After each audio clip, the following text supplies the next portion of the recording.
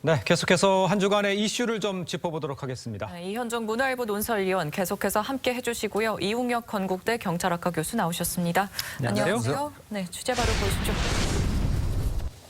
자, 난치병인 근육 긴장 이상증 이걸 앓고 있던 이봉주 선수 한 방송에 출연해서 수술 이후의 근황을 전했습니다.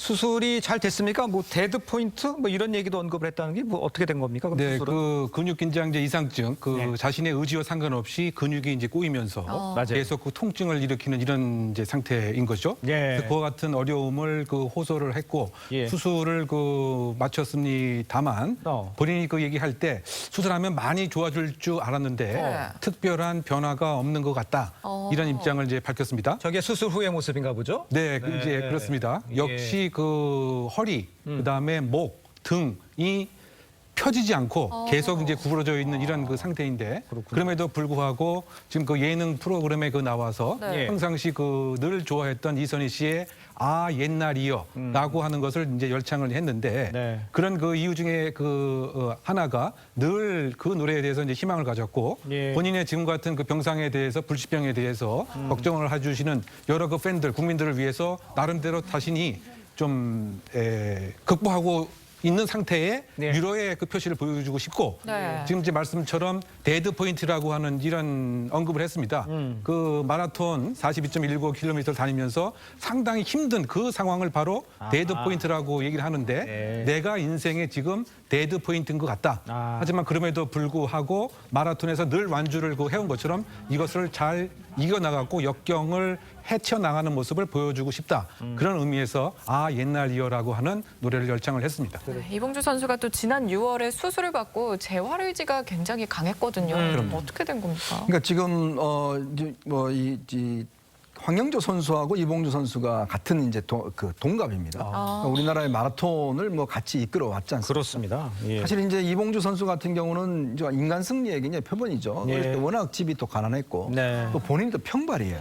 이제 그렇다 보니까 이 마라토너가 평발이라는 것은 결정적으로 이게 하자가 있는 거거든요. 예. 그럼에도 불구하고 그걸 이제 극복해내고 지금 올림픽 은메달이라든지 이런 걸 예. 이뤄냈고 지난 기억하시겠습니다만은 이 올림픽 96년도 애틀란타 올림픽 같은 경우는 1등하고 2등 차이가 3초 차이 났어요.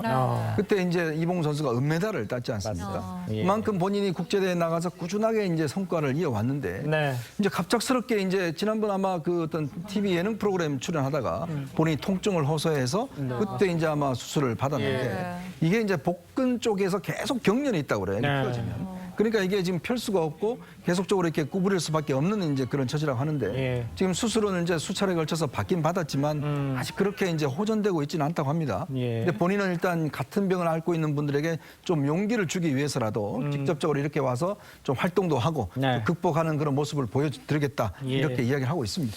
네. 불굴의 재활 의지로 이제 뛸 수 있는 날이 바로 왔으면 하는 바람입니다. 저희는 다음 주제로 볼까요? 자, 또 다른 스포츠 스타 소식입니다. 전 WBC 라이트 플라이급 챔피언 장정구 씨.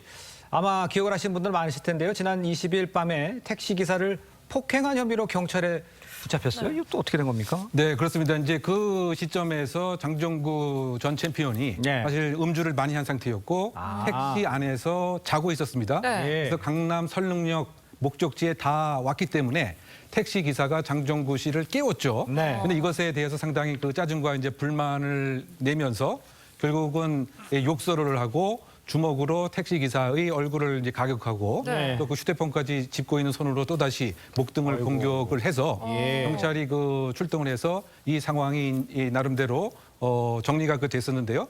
어쨌든 이제 이 혐의 자체는 운전 중이었기 때문에 예. 일반 폭행이 아니고 특가법상 운전 중 폭행. 으로 현재 장정구 씨가 입건이 되었고요. 또 구체적인 그 사항에 대해서 다시 장정구 씨를 불러서 네. 조사할 예정에 있는 상황입니다. 장정국 씨가 한국 복싱의 거의 전설이었죠. 그럼요. 이게 제가 어렸을 때 정말 이 복싱이 저희는 그거밖에 없었거든요. 이 복싱 한번 장정구 선수 하면 네. 온 동네 사람들이 TV 앞에 모여서 응원하고 홍수환 선수하고 그랬어. 정말 유명했던 그런 선수인데 네. 참 안타까운 일이 벌어진 것 같습니다. 예. 근데 저는 이번 사건을 보면서요. 혹시 생각나는 분 계신가요? 이게 이영구 전 법무차관 사건하고 이게 똑같은 사건이에요. 와, 당시 이영구 법무차관도 뭐 이 차를 택시 타고 가다가 이제 음주 상태에서 운전기사가 깨우니까 그렇죠. 바로 운전기사를 이제 폭행을 했지 않습니까? 근데 문제는 당시에 이 이용구 차관은 아예 입건조차 되지 않았어요. 맞아요. 그리고 나중에 이게 문제가 돼서 이게 해서 결국 다시 재수사를 해서 지금 현재 이제 검찰에 가 있는 단계인데 예. 아직까지도 이제 기소 여부는 결정되지 않았습니다. 그러니까 똑같은 사건이 일어났는데 이용구 차관은 현재까지도 아직 기소 여부가 결정되지 않았고 예. 장정구 지금 선수 같은 경우는 바로 특가법상 이게 운전자 폭행으로 입건을 해버렸거든요. 그렇죠. 예. 그러니까 당연히 이게 지금 운전 중에서 일어난 거는 이제 특가법이 적용되는 거거든요. 결국 이제 과연 그러면 이용구 전 차관에게 적용된 상황과 장정구 지금 챔피언에게 적용된 상황이 과연 다른 거 똑같은데 지금 서로 다른 지금 경로를 걷고 있는 게 아닌가 이런 비판적인 시각도 있습니다. 좀 그렇겠네요. 지켜봐야겠군요. 네. 저희는 좀 밝은 소식으로 넘어가 볼까요? 그럴까요? 네, 임영웅 씨 노래들이 각종 음원 차트마다 상위권을 휩쓸고 있습니다. 한 온라인 음악 차트에 최근 12개월 이 조회수가 6억 4,800만 뷰를 기록을 했다고 예. 하거든요. 수많은 팬들을 클릭하게 만드는 임영웅 씨의 노래 먼저 들어보시죠. 사랑이 이런 건가요? 가슴이 떨려오네요. 나 그대 생각하면은 자꾸만 가슴이 뛰네요. 네, 지금 노래가 이제 사랑의 콜센터 무대를 포함해서 임영웅 씨가 노래하는 영상들이 많은 인기를 얻고 있는데 노래도 좋지만 특별히 더 많은 관심을 받는 이유가 따로 있다. 이런 게 무슨 얘기입니까? 네, 일단 이제 다른 유명한 연예인들하고 한번 뷰를 경쟁해 보면 말이죠. 네. 지금 임영웅 씨가 6억 4,800만 뷰로 2위입니다.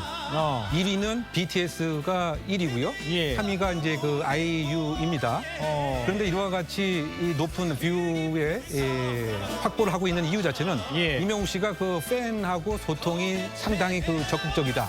즉 바꿔 얘기하면은 121만 명의 구독자를 갖고 있을 만큼 적극적으로 팬들하고 소통을 하고 있고 팬 카페의 운영 사항도 네. 다른 가수들하고는 상당히 다를 정도로 예. 적극적이다. 요약하게 되면 그야말로 팬 바보다. 물론 감성 장인으로서의 음악적 소양은 이제 물론이고 팬하고도 함께 이렇게 소통을 하고 또 이슈를 함께 공유하면서 하는 이것이 사실은 높은 뷰를 확보할 수 있는 숨은 요인이다. 이렇게 정리할 수 있겠습니다. 알겠습니다. 최근 트로트가 인기를 얻으면서 이 방탄소년단도 트로트를 즐기는 영상이 화제입니다. 그래요? 예. 이 방탄소년단 맏형 이 진이 부르는 애창곡 찐이야 들어보시죠. 들었을 때 도저히 춤을 추지 않고는 배길 수 없는 노래는 찐이야. 정답! 와! 찐찐찐찐찐이야! 찐이야. 완전 찐이야. 진짜가 나타났다 지금. 찐이야. 완전 찐이야. 진하게 사랑할 거야. 정말 중독성 있는 노래인데 지금까지 두 분 말씀 여기까지 듣겠습니다. 네, 감사합니다. 고맙습니다. 감사합니다.